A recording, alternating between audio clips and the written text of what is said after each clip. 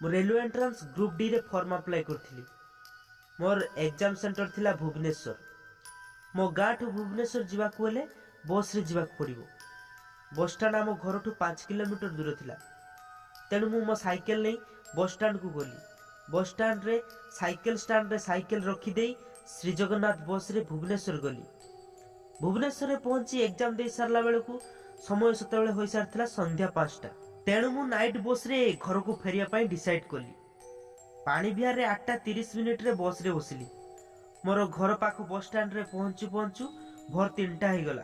बस रु ओल्हे सारी जो साइकेल स्टैंड रे साइकेल रखी सेठू मो साइकेल बाहर कली। बस स्टैंड रु आम घर को जीवा बाटरे गोटे मशाणी थिला। तेणु घर को जीवा पाई टिके टिके डर लागुथिला। बस स्टैंड रे समस्ते मना कले, कहले राती पाहु तापरे घर को जीवु। किंतु मु काहारी कथा सुनिलिनी। मो साइकेल धरी मु बाहरी पड़िली। मु साइकेल नहीं आसु आसु ठीक से मशाणी पाखरे मो साइकेल रो चेन खसीगला। मु जेते चेष्टा कले भी साइकेल रो चेन लगई पार नथिली। ठीक एही समय रे गोटे बुढ़ा मो पाख दे साइकेल नहीं धीरे धीरे जाउथला। मु से बुढ़ा को कहली, मौसा टिके रहिबो, मो साइकेल रो चेन खसी आइछि, मते एकुटिया डर लागुची, मते टिके सांगरे नहीं जाओ। एहा सुनी से बुढ़ा साइकेल ब्रेक करी ओल्हाइला। मात्र से बुढ़ा मो सांगरे कथा हेउ नथिला। बुढ़ाटी साइकेल धरी आगरे चालू थाए आउ मु पछरे। प्राय एमिति अध घंटा जीवा परे मु से बुढ़ा को कहली, मौसा टिके शीघ्र चलो। एहा सुनी से बुढ़ा कहला, बापा मु तो बुढ़ा आई गलिनी, मोर देहरे बल नाही, शीघ्र जीवी केमिति। एहा कही बुढ़ा पछकु अनाइला। बुढ़ा जतेबेले पछकु अनाइला ताकू देखि मु आश्चर्य।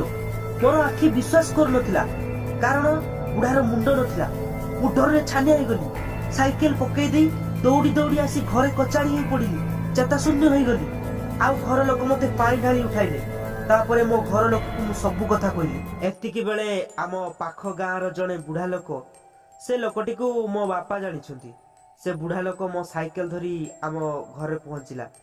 बुढ़ाटी आसी मते कहला, अरे पुओ तू तो साइकेल फोपाड़ी दे दौड़ी पळे आसिलु कोन भाई।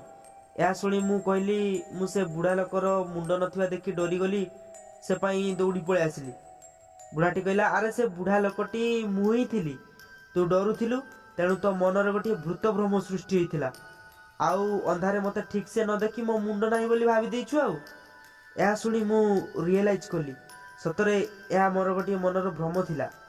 तापरे से बुढ़ा लोकटी मते बुझाई देई कहला, भूत प्रेत किछि न थांती, केवल आम मनर भ्रम पाई आमे डरी थाउ।